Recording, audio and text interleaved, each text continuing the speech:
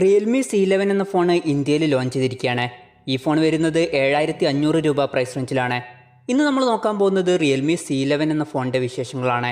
അതിനു മുമ്പ് ഇതുപോലുള്ള വീഡിയോസ് ഇനിയും കാണാൻ താല്പര്യമുണ്ടെന്നുണ്ടെങ്കിൽ ഈ ചാനലും സബ്സ്ക്രൈബ് ചെയ്യാവുന്നതാണ്. പിന്നെ അടുത്ത് വരുന്ന ഒരു ബെല്ലൈക്കണും കൂടി എനേബിൾ ചെയ്ത് വെച്ചാൽ ഞാൻ വീഡിയോസ് അപ്ലോഡ് ചെയ്യുമ്പോൾ തന്നെ നിങ്ങൾക്കതിൻ്റെ നോട്ടിഫിക്കേഷൻ ലഭിക്കുന്നതായിരിക്കും. ആദ്യം ഈ ഫോണിൻ്റെ ഡിസ്പ്ലേ പറ്റി പറയുകയാണെങ്കിൽ 6.5 ഇഞ്ചിൻ്റെ HD+ ഡിസ്പ്ലേയുമായിട്ടാണ് ഈ ഫോൺ വരുന്നത്. 7500 രൂപ പ്രൈസ് റേഞ്ചിൽ മിക്ക ഫോണുകളിലും നമുക്ക് ഈ ഒരു റെസൊല്യൂഷൻ തന്നെയാണ് ലഭിക്കുന്നത്. അപ്പം അത് പ്രശ്നമായിട്ടുള്ളൊരു കാര്യമല്ല.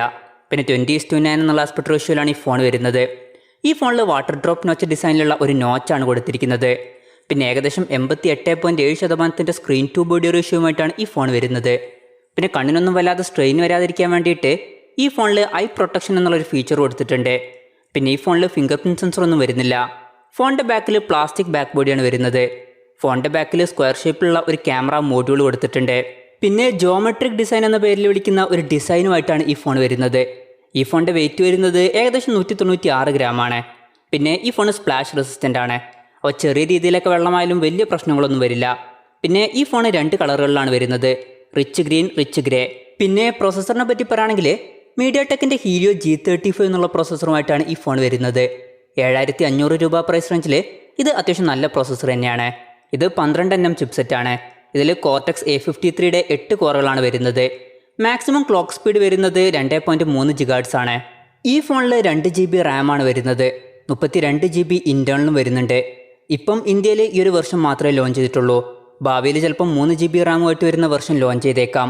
പിന്നെ എടുത്തു പറയേണ്ട ഒരു കാര്യം, ഈ ഫോണിൽ LPDDR4Xൻ്റെ റാമാണ് ഉപയോഗിച്ചിരിക്കുന്നത്. ഈ ഒരു പ്രൈസ് റേഞ്ചിൽ LPDDR4Xൻ്റെ റാം എന്നുള്ളത് വളരെ നല്ലൊരു കാര്യം തന്നെയാണ്. പിന്നെ മെമ്മറി എക്സ്പാൻഡ് ചെയ്യണമെന്നുണ്ടെങ്കിൽ ഈ ഫോണിൽ നമുക്ക് ഡെഡിക്കേറ്റഡ് മെമ്മറി കാർഡ് സ്ലോട്ട് ലഭിക്കുന്നുണ്ട്. അതായത് 2 സിം യൂസ് ചെയ്യുമ്പോൾ തന്നെ ഒരു മെമ്മറി കാർഡ് നമുക്ക് സെപ്പറേറ്റ് ആയിട്ട് യൂസ് ചെയ്യാം. പിന്നെ ഈ ഫോണിൽ 3.5mm ഓഡിയോ ജാക്ക് കൊടുത്തിട്ടുണ്ട്.